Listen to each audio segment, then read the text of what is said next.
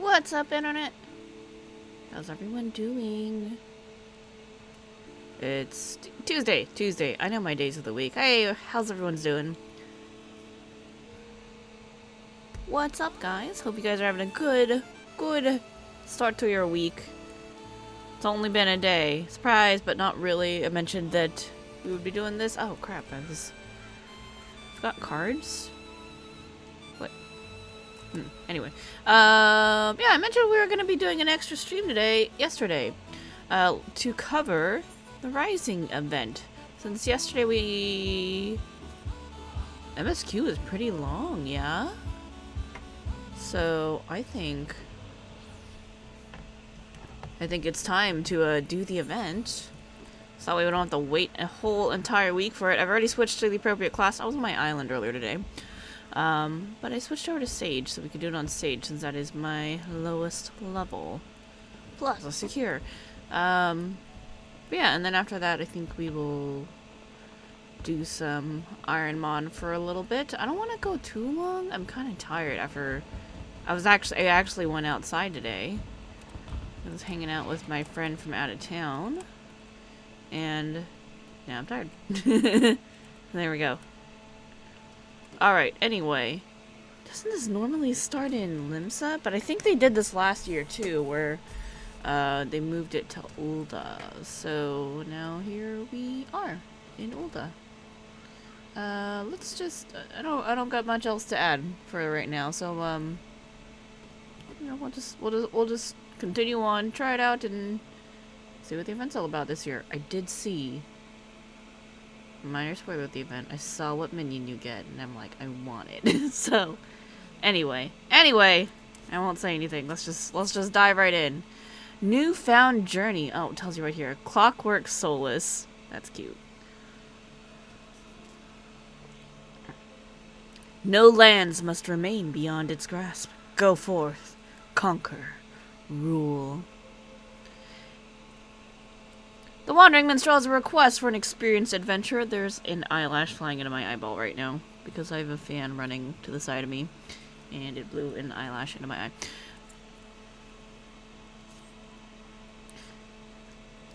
Ah, if it isn't my dear adventurer friend. Pleased am I to see you again. Have you perchance come to join us in remembering the calamity? Yep. You have a moment? There's a favor I would ask of you. Would you not hear me out?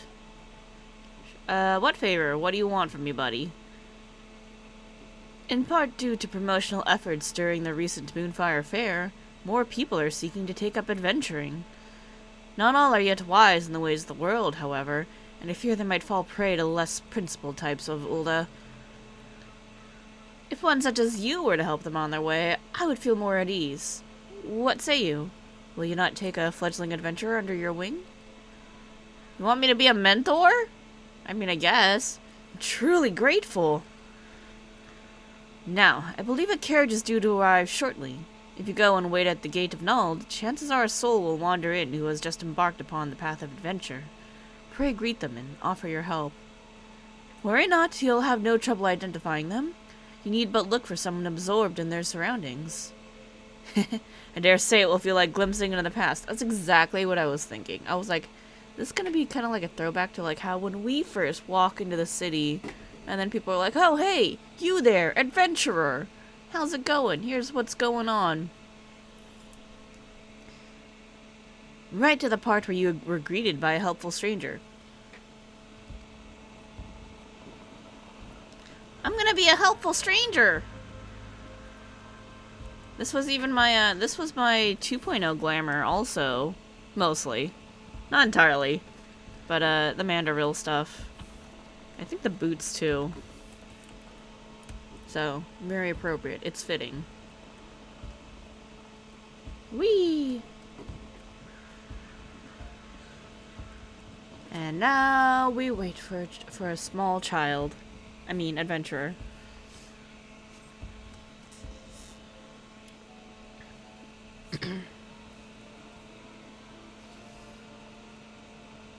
Oh, he's even got the little newbie feather that you use up to level 25 to get more EXP. Oh, look at this poor boy. Okay, is it always gonna be a cat dude, or is it gonna be like, depending on your race, it'll give you a different person? Because that'd be kind of neat.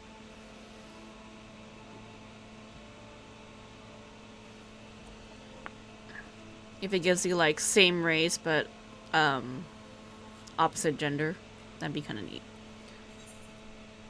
Hi, adventure over here. Is this your first trip to Ulda? Welcome to Ulda. If we want to, like, really throw it back, let's say, is this your first trip to Ulda?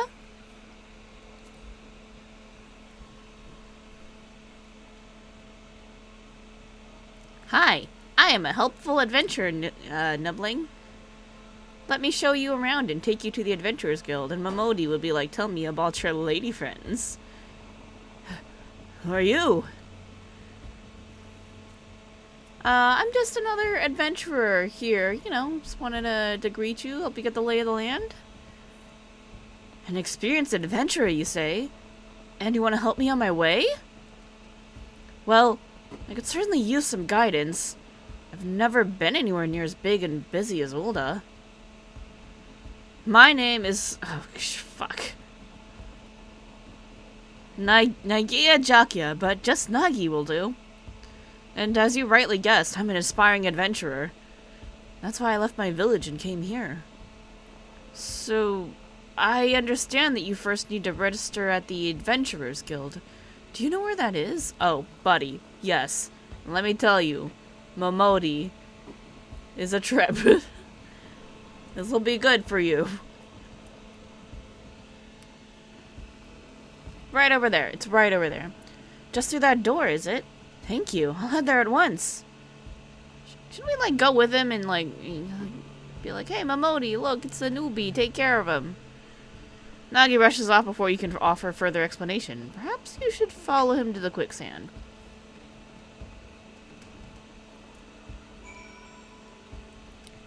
Yum.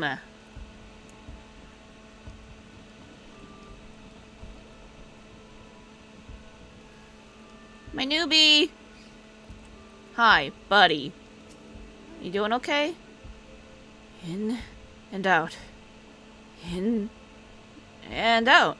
Come on, Nagi, you can do it! Oh, it's you again. To be honest, I'm quite nervous. It's heartening to have you here, too. I'm here to help.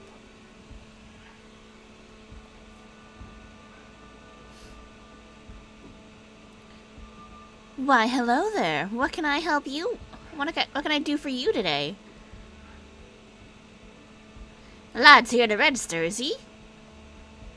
Yes, madam. I wish to join the Adventurers Guild. My name is Nagia Jakia, and I'm 16 years old. Practically a man grown. Aren't we a lively one? Momodi's the name, and if you want to be an adventurer, then you've come to the right woman. There's nothing to it, really. You just need to write your name in the register. Come, come.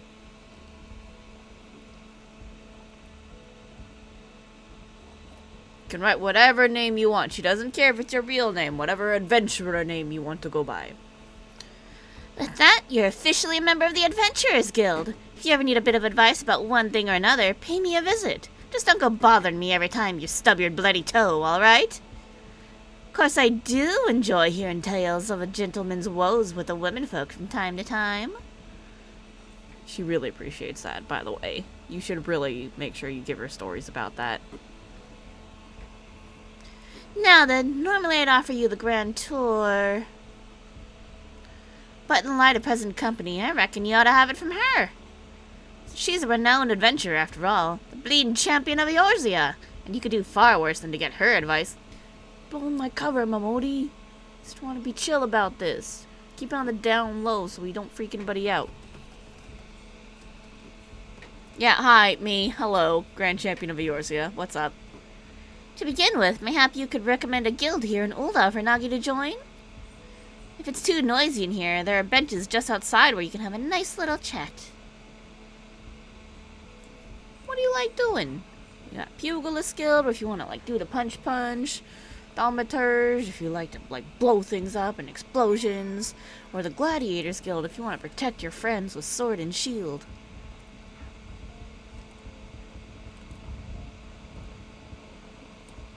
There he is. I must confess, choosing a guild is quite daunting. I'd appreciate any advice you can offer. Following event cannot be skipped. Okay. Alright, let's talk guilds. I'm all ears, Kirameki. Adventuring can be dangerous. What attracted you to it? Why did you want to become an adventurer? A merchant who was in the carriage with me, a brib something. Ah, I see you had the same starting experience as I did. Asked me much the same thing. At the time, I couldn't give a proper answer. I had a reason for leaving home, of course, but I couldn't express it in words. But having now set foot in Ulta, it's become clear in my mind. I wanted to know what lay beyond the horizon. Wanted to see it with my own eyes and be amidst it. You've been to many places, right? You like it then? Traveling, that is. Oh, buddy. Buddy. I am the traveler. I love traveling. There's nothing like the thrill of seeing new sights. Traveling is nice, but I'd prefer to put my roots down somewhere. No. We're the traveler. So you do. I have an older sister. During the calamity, we fled Gridania and took refuge in a village in the mountains. I ended up staying in that secluded place, and it's long been a dream of mine to travel the world. But inexperienced as I am now, I don't know if I could live a life on the road. Is there a guild that could equip me with the skills I need? One representing students of the fighting arts, one representing crafters and gatherers. Well, you need to be able to protect yourself and fend for yourself, so I would go with fighting arts first. I see. A place where I can learn how to protect myself and others. If I recall correctly, Ulta's home to the Pugilists and Thaumaturges guilds. Don't forget the gladiators. Of those two, I'd choose the Pugilists. I've always enjoyed rigorous exercise, and am quite confident in my physical abilities. Yes, I believe this is the guild for me. I'll go and join at once. Want me to show you?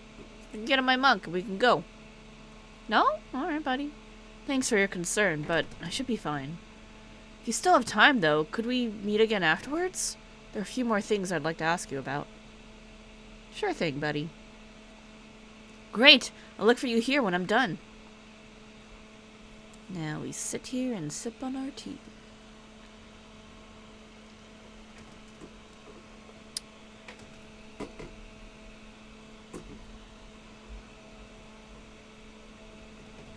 You wait a good while, but there's no sign of Nagi.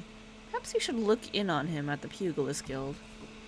Yeah, and that's not even that far from here, buddy, so, you know. I have some concerns.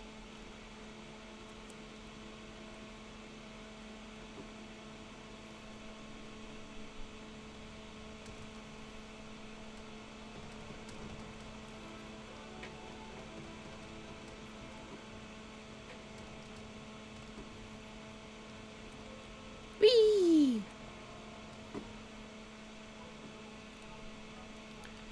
That was a most impressive display, young one. Watching you, I'm reminded of myself in my youth. Swift, strong, and handsome. Not to say that I'm not those things anymore, of course. You're too kind, Master Hamon, and I'm sure you're still all those things and more. Now, Nagi, take care you don't flatter the old man overmuch. His neck couldn't bear his head getting any larger.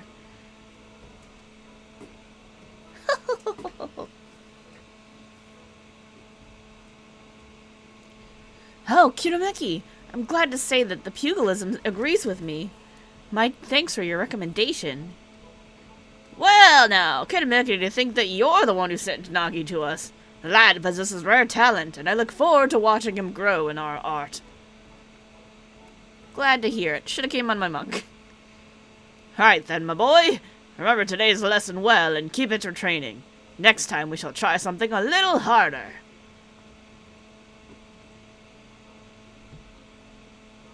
It's so cute to watch the poor boy grow. I'm sorry for keeping you waiting. So engrossed was I in the combinations, I lost track of time. Oh, I should mention something. As I was training, a peculiar minstrel approached me. He said that if I'm resolved to walk an adventurer's path, I should seek him out for a task. Oh, buddy.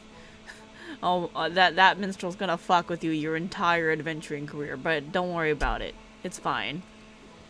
Moreover, he asked that you accompany me. If you're willing, he's apparently waiting at the Ruby Road Exchange.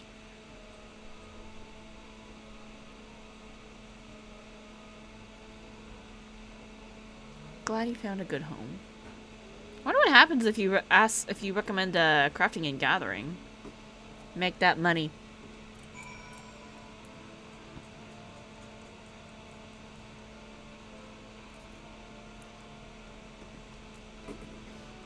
Noom.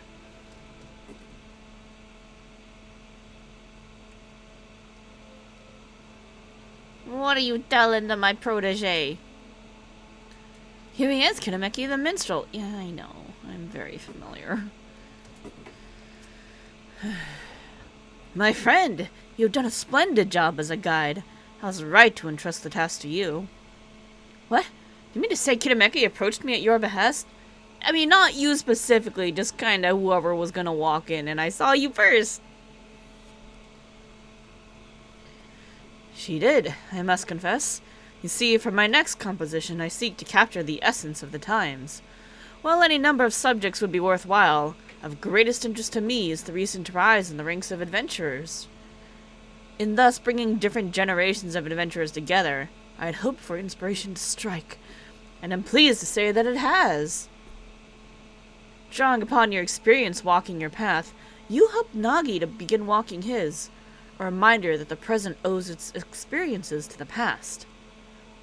Existence. That is to say, the present and the past are deeply entwined. If we would capture the former, we cannot well disregard the latter. And thus brings me to my next request. I ask that you each find an object with a connection to the calamity, the event which gave rise to the realm's rebirth, and present it to me with its tale. Well now, that sounds not unlike a treasure hunt, and it'd be my very first task as an adventurer. What do you say, Kitameki? Shall we do it? Yeah, sure thing. Excellent. When you have your items, pray seek me out at the Ruby Road Exchange. I eagerly look forward to seeing what you bring. There are many vendors at the Sapphire Avenue Exchange, right? Chances are they'll have something, so let's begin our search there.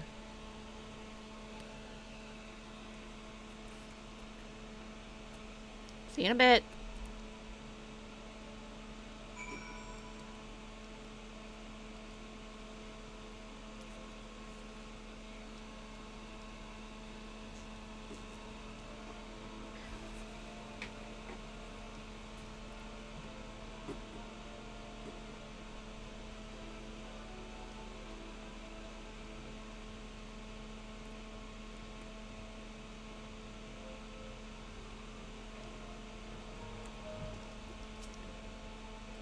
Come on, let's begin looking around. So eager. Nagi's now accompanying you. Nice. We know how this works. Let's talk to him. An object with a connection to the calamity. I wonder what manner of things we'll find. Oh, you know, this and that.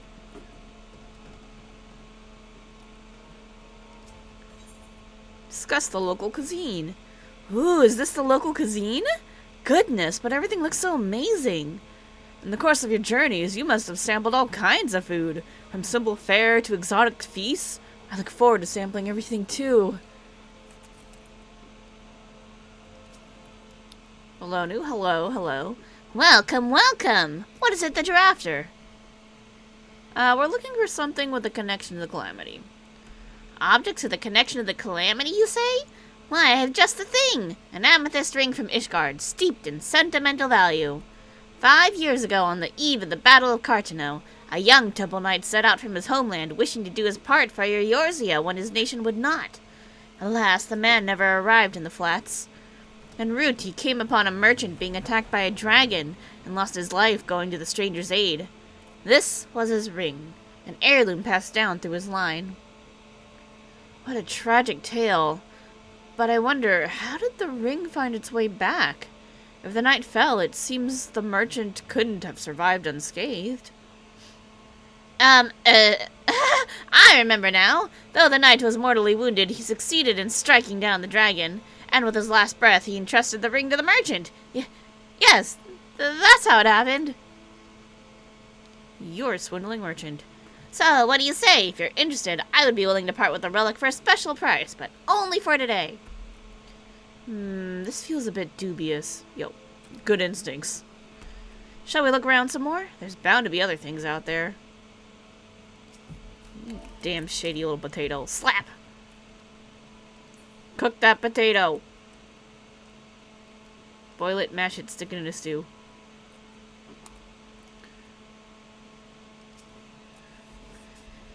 Oh, if it isn't Kirameki! How have you been, my friend?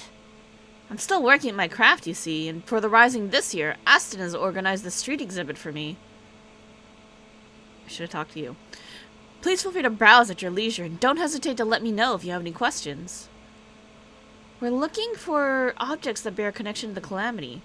Do you have anything that fits the description? As a matter of fact, I do! Yonder pane, entitled The Sultana 7. Oh, I remember this. This is in our house.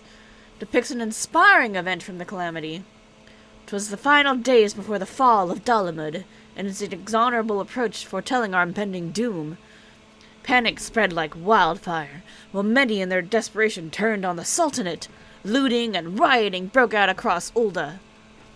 To quell the masses, Her Majesty Nanamo ul Namo took to the streets with a guard consisting of only 7 subjects, for they alone had the courage to stand with their Sultana. There, she addressed the rabble. To quell the masses, Her Royal Majesty Nanamo ul Namo took... Oh, sorry, we read that already. My bad, I thought we hit the button. Heed me, my beloved citizens. The realm lies upon the brink of the 7th Umbral Era. Yet so long as we live, we must not forget our compassion. Now is not the time to take from your neighbor, but to proffer him the hand of succor. Brought to their senses by her words, the people laid down their arms and set about healing the wounds they themselves had inflicted on Ulda. And those who returned from the battlefield found their home much as they had left it, a gleaming jewel in the desert. Her Majesty sounds like a great ruler. Ulda's fortunate to have her watching over it. Thanks for sharing the tale. It is indeed inspiring, and you've done an incredible job capturing it in glass. So far, so good. Let's look around just a little more. Having an exhibit all to myself, I can't help but feel a bit self-conscious. But at the same time, I feel great satisfaction, and it encourages me to keep up my craft. I'm pleased to present the works of Jabin Tia, the brightest new star in the world of glass art. His artistry and craftsmanship will astound and inspire you. If you say so. I just adore the stained glass piece. Ooh, flavor text. Discuss the House of Splendors. Oh, buddy. Oh, child. House of Splendors? What kind of place is this, I wonder? You'll know soon. I see you're not familiar with the house. We offer wares in exchange for scripts, but our services are only available to those whom we know and trust. So if I want to be a customer, I need to make a name for myself. One day, Nagi. One day. Don't worry. You'll get there. Nanabe? Greetings! From daily necessities to unusual curios, I deal in all manner of wares. So if there's something in particular you seek, you need but ask. We're looking for something related to the Calamity. Objects to do with the Calamity? The 2 of you are adventurers, are you not? In which case, I have something that may be of interest. It's a journal I acquired from an adventurer who retired injured. The man recorded his experiences during the Calamity in detail, and I dare say it has value for students of history. Oh, an adventurer's first-hand account. I'd love to pore over it. Do you keep a journal of your adventures as well, Kirameki? Hi, Twitch. If so, I'd love to read it too one day. With your permission, of course. Oh, for another historical piece, I also have a scrapbook of articles from the Raven, Gridania's leading tabloid. These mainly cover events outside of the Calamity, however. Articles from the Raven, you say? I dare say we've seen enough. Let's find a quiet spot to discuss what to bring back.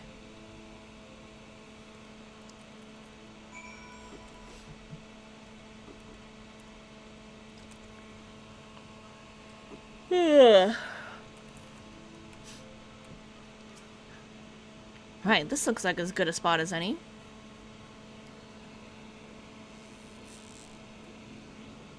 I don't know about you, but that was all very new and exciting for me.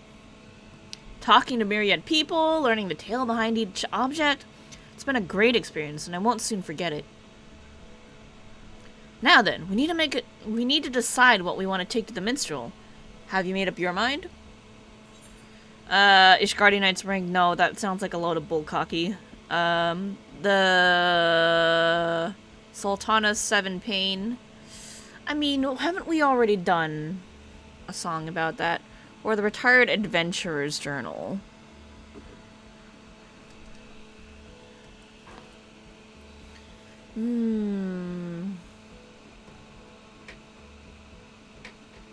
I mean, the Sultana's Seven Pain is a very obvious, has to do with the Calamity choice. But it's also something the Minstrel's written about before, so I think we'll go with the Adventurer's Journal. It may have some interesting takes, especially if they're retired, and they might have been adventuring for a while, so maybe they had something. We'll see if we can get their perspective on what they did in the Calamity. I see. I did consider that too, but in the end settled on something else. What is it? If you don't mind, I'd like to keep it a surprise. Come, let's purchase our respective items and meet back where the minstrel awaits. What are you getting?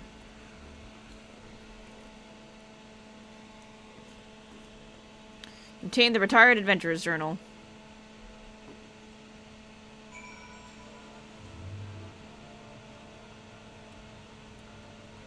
Noom.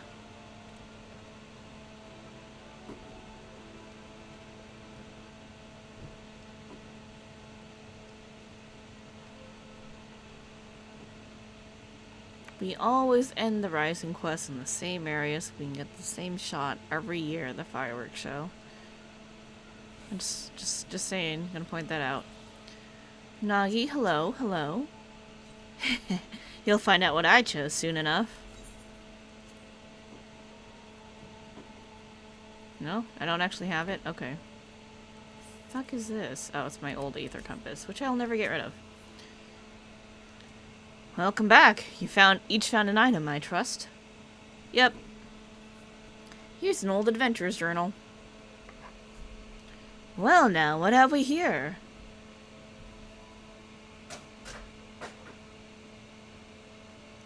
The Journal of an Adventurer, you say?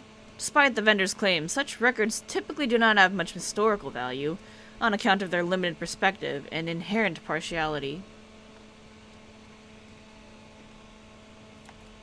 Yet, by the same token, they have great value to me, for they offer a glimpse into the writer's heart.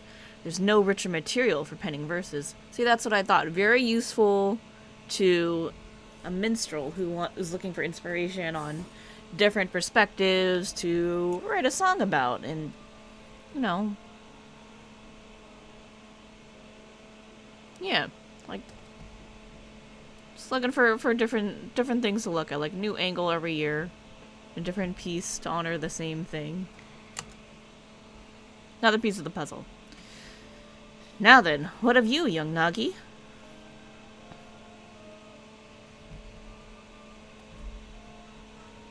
And what might this be? It's a scrapbook of articles from the Raven. Oh, that's the other thing that they didn't give us an option for. It's because he was going to take that probably regardless. Okay. You see, my sister's a reporter for the tabloid.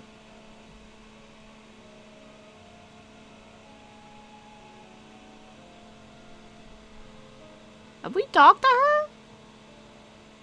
Is she the... Crap. She might be the reporter that we know from the Raven, and I forgot.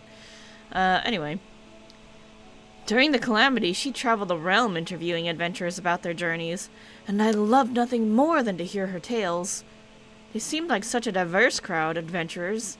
No two people were alike, and yet they were united in the free, unshackled lives they lived. It struck a chord with me, and in time I found myself admiring them. Looking back, it was my sister who instilled in me the desire to see the world, to become an adventurer, and that's why I chose the scrapbook. I see. The footprints someone leaves on their journey become the starting point for another.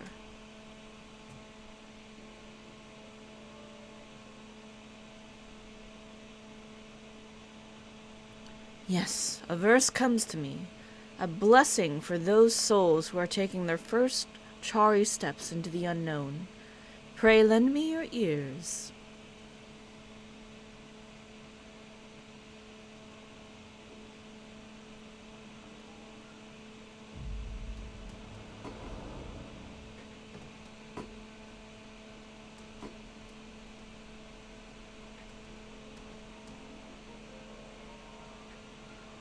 Ah, we're here again. Hello.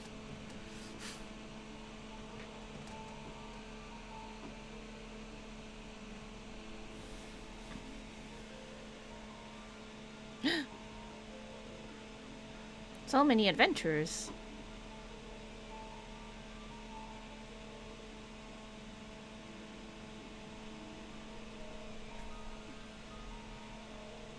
The female aura looks an awful lot like my aura.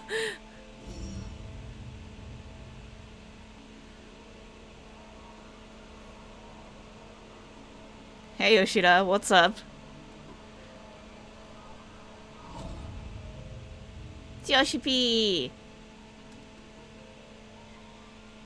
Greetings, warrior of light. You again. Hi, what's up? This is a world that exists outside your reality. Could it be a dream? A flight of fancy conjured by your weary mind? Perhaps, or perhaps not. It is a pleasure to meet you again. As I have in the past, I have beckoned you here that I might express my gratitude. First of all, I wish to thank you for continuing to grace us with your presence. You and your fellow adventurers are our inspiration, and this shall never change. This world, however, is an ever-changing place, mysterious in its elusiveness. Unexpected hardships may turn our lives upside down, and though we all desire peace deep in our hearts, the sparks of conflict never cease to be struck. Like an adventurer's journey, the world is constantly moving toward the unknown, and it takes considerable courage to alter course. Yet, I ardently believe that it is a small but significant step in our quest to create new adventures. Indeed, another great change is about to visit the world, and it shall open the way to exciting new journeys. It's gonna be real weird when I do this on my aura alt, because that right there? Same hair as mine. I think the same horn style too. It's weird.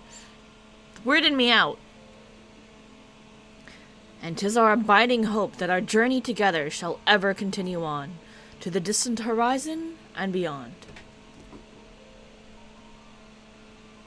Nice. Now, the time has come for this vision to end. Time for your eyes to open from this waking dream. Return to walking your path and know that you are in our heart always. Till we next meet, I bid you safe travels. Heck yeah.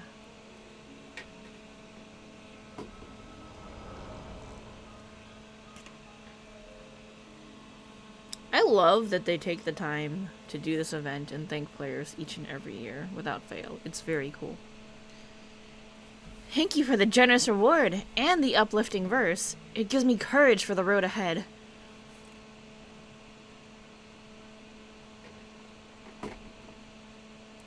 Speaking of which, it's time I set out on my own. Though it was brief, I enjoyed our time together, and I hope to see you again, somewhere out there. Come what may, never forget to smile. Pass my regards to your sister. I look forward to hearing your tales.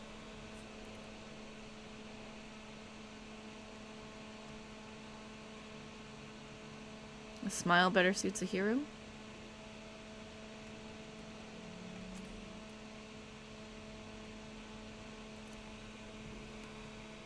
Not only for this game, but Ace Attorney also. They also say that the most difficult times are when you have to force your biggest smile. Though much and more was lost in the calamity, intrepid souls continue to set forth, paving the way unto the future. In such a moment in history do we stand, and for you I would perform another song.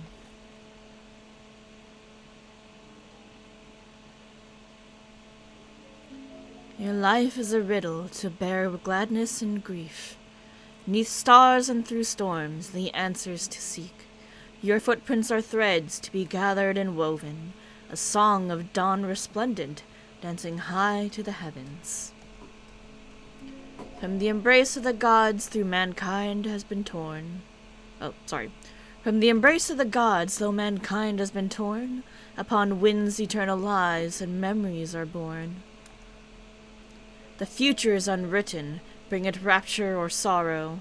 Our journey shall continue unto tomorrow and tomorrow.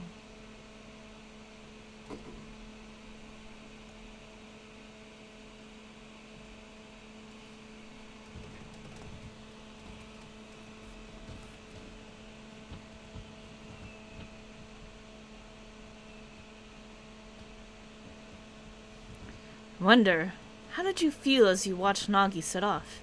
Did the sight fill you with worry for a fledgling adventurer? Or did it awaken fond memories of your own humble beginnings? The latter.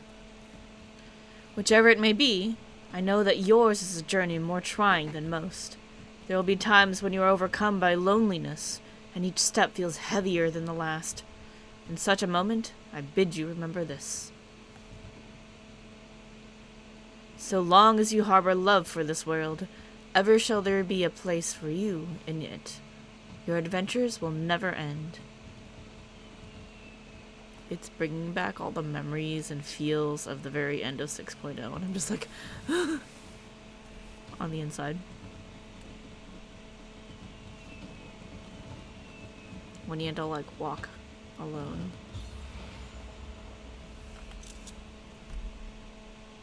Every year, gotta do it.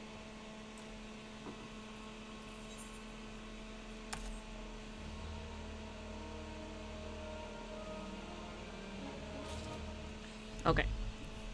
Whole 9 yams!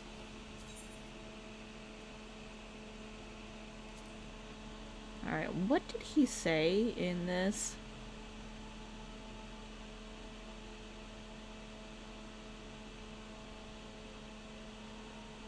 Answers, heaven, height of the heavens.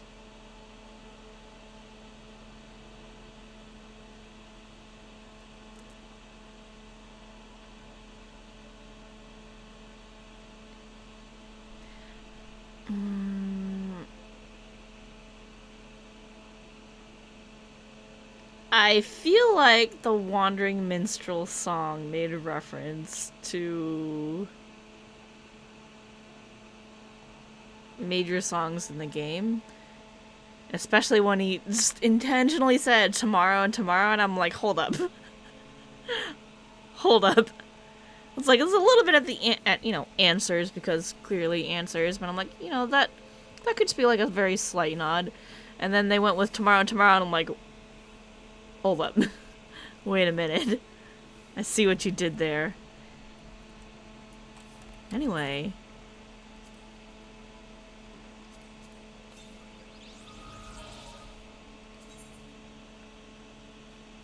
Oh, Clockwork Solus, where are you? You're going to follow me around now.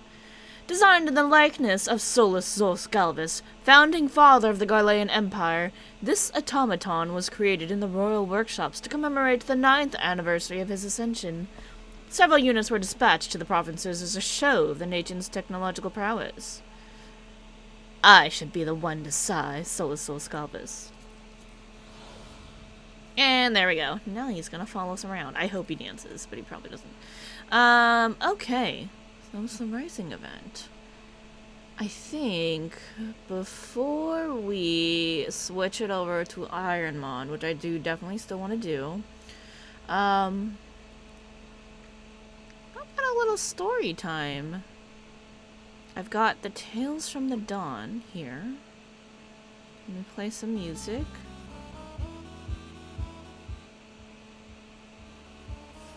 Let me adjust the volume of this.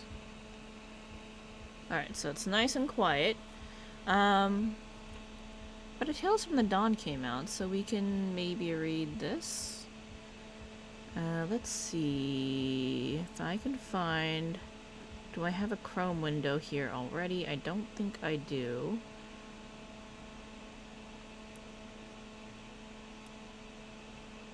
Okay, let's add one, and we'll put it... Yeah, here's fine. Oh wait, maybe this one?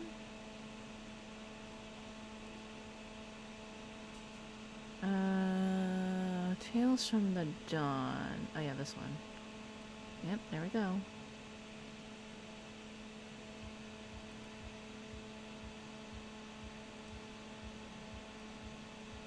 I don't know if this is going to be the right size though. Oh crap, sorry, that's the wrong window moving. Nope, I can't move it.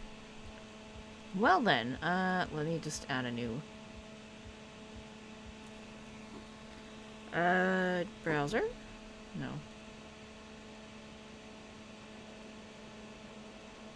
No, not browser source. Window capture?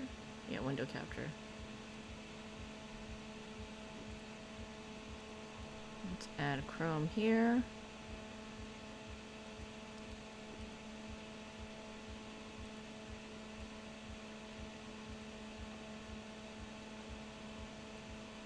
Okay, and then now let me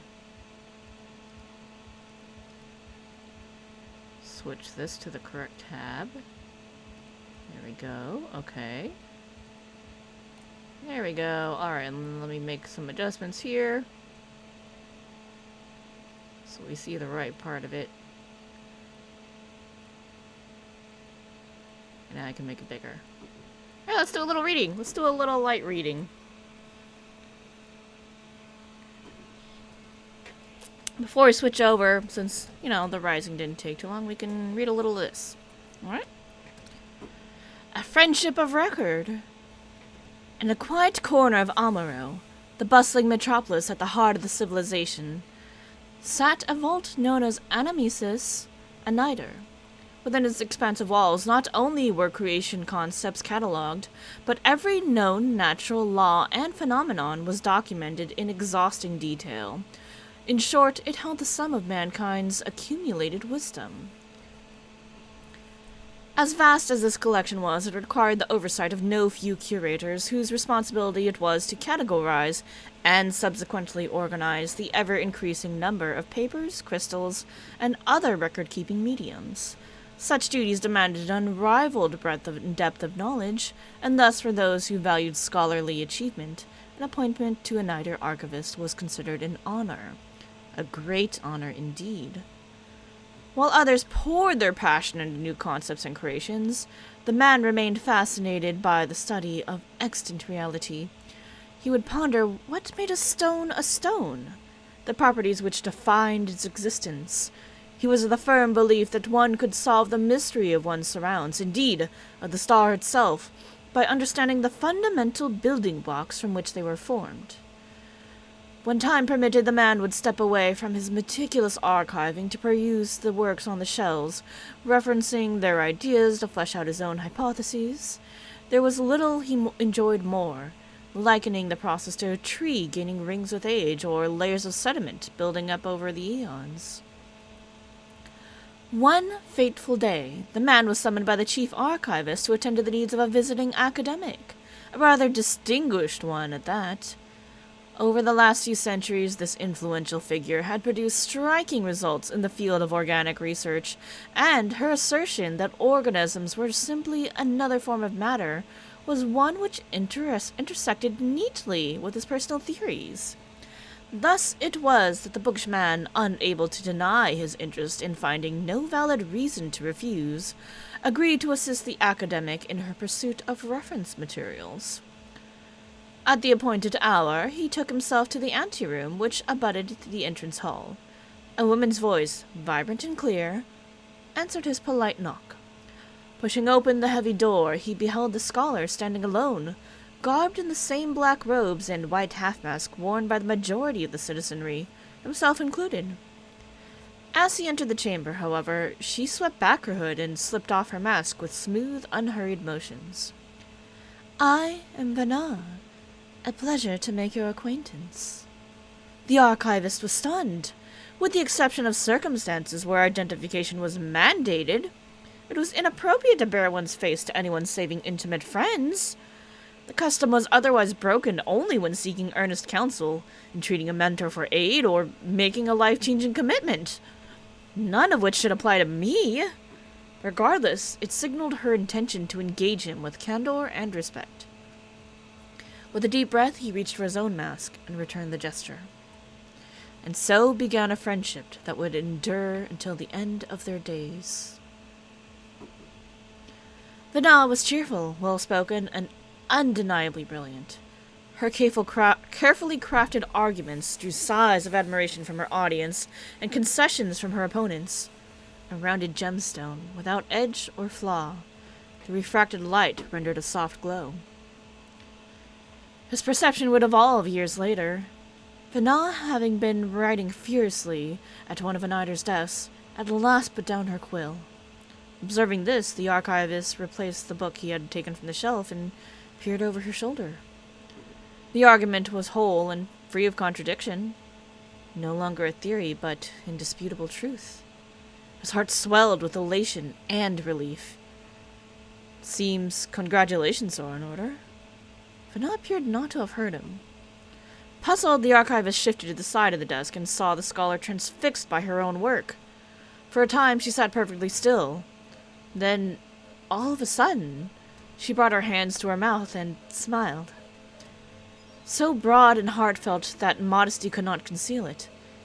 Unadulterated, unabashed joy, a jubilance that sparked in her ocean-hued eyes. "I recall not when you removed your mask, but I am grateful that you did." "A miracle," Vanna muttered as if in a trance. "Our essence is nothing short of a miracle."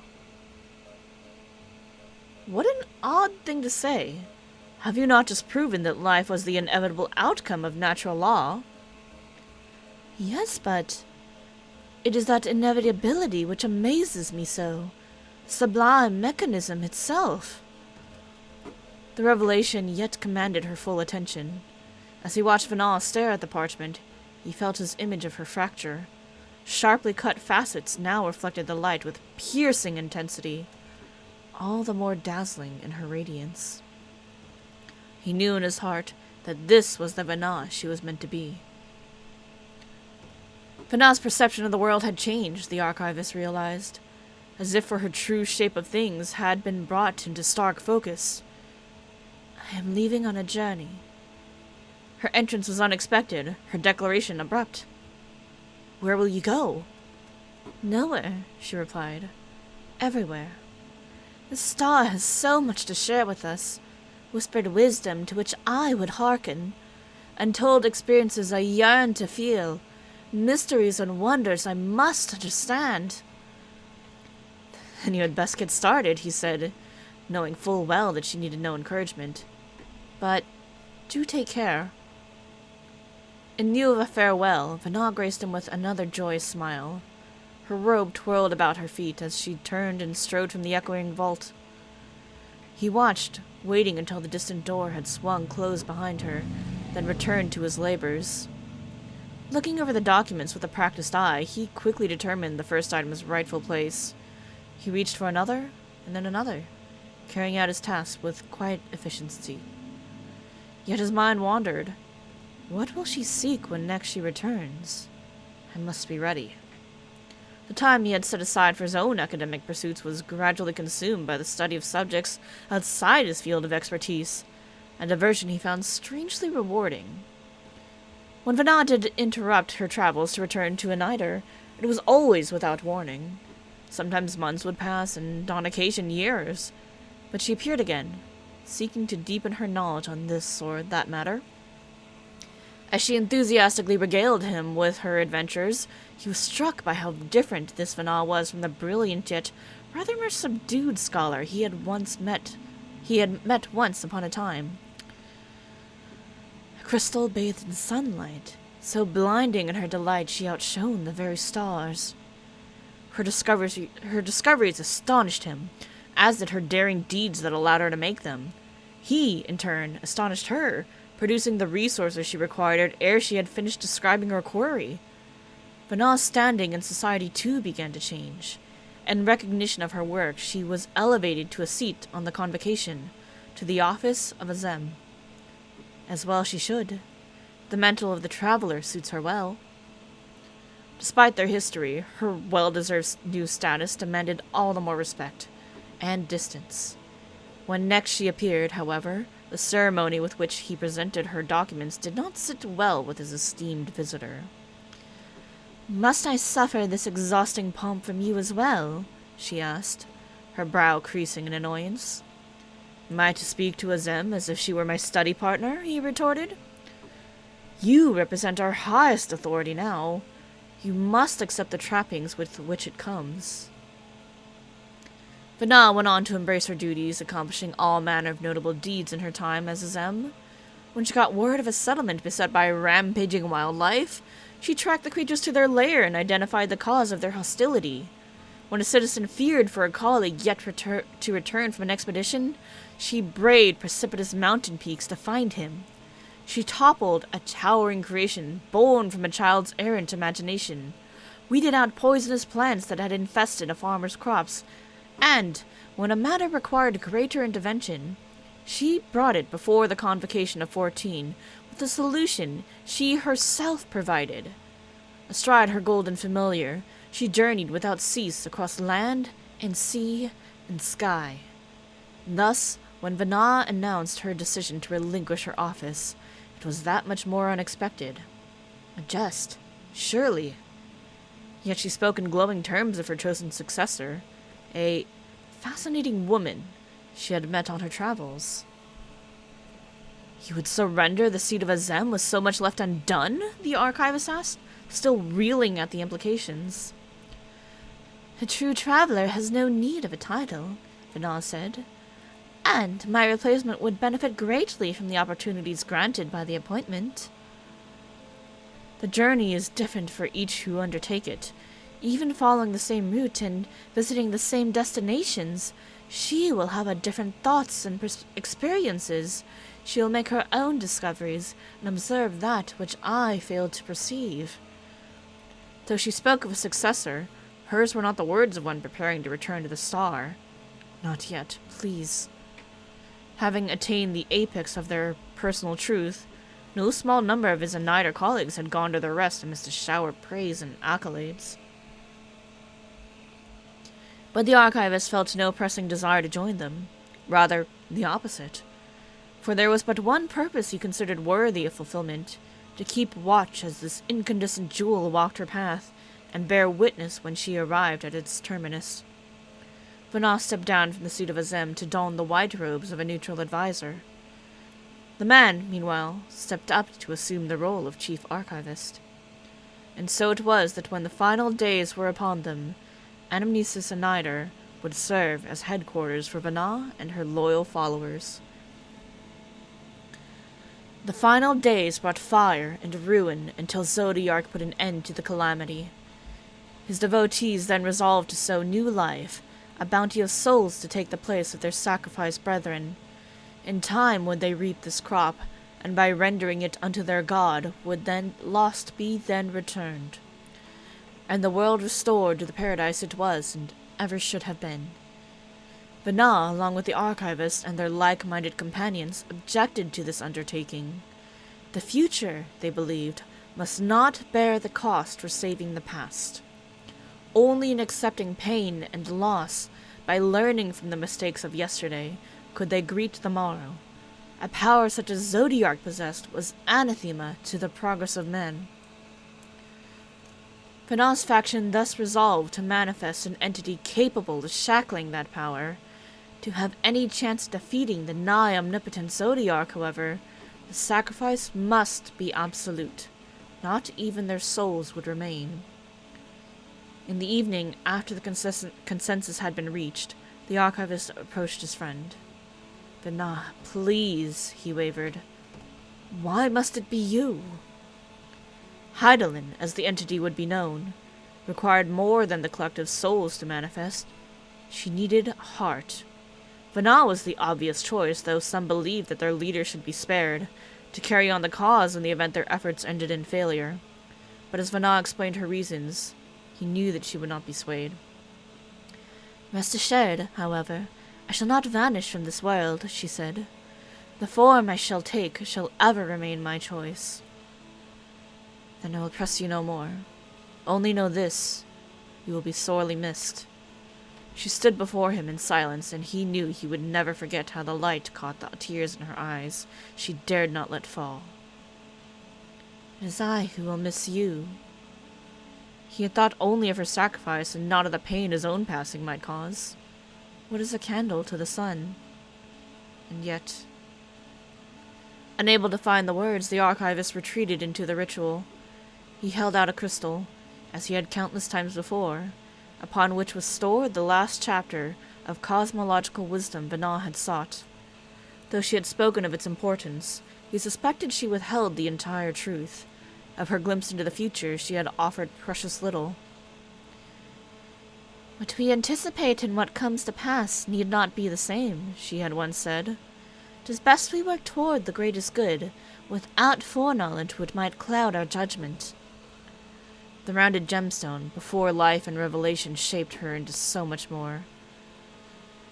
"The change in you has been miraculous," he began, choosing his words carefully.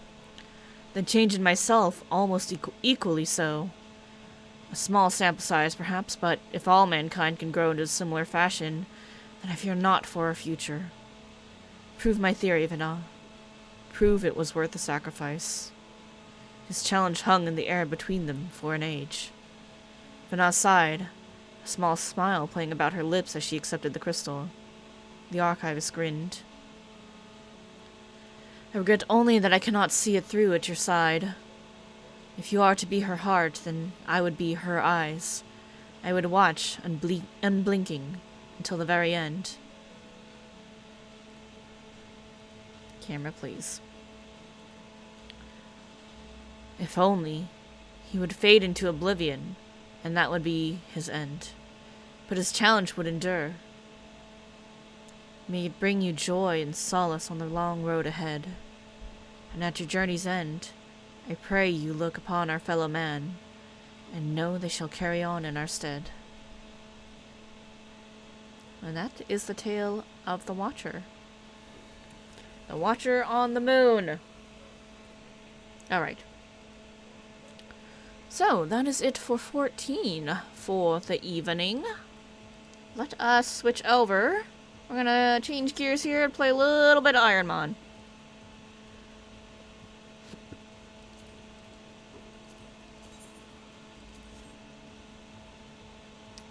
I'm gonna change the music as well. And then we'll just take a little bit of a short break. Right, wrong thing. That one. There we go. And we'll take a little bit of a short break while we switch gears here. Alright, see you guys in a couple minutes.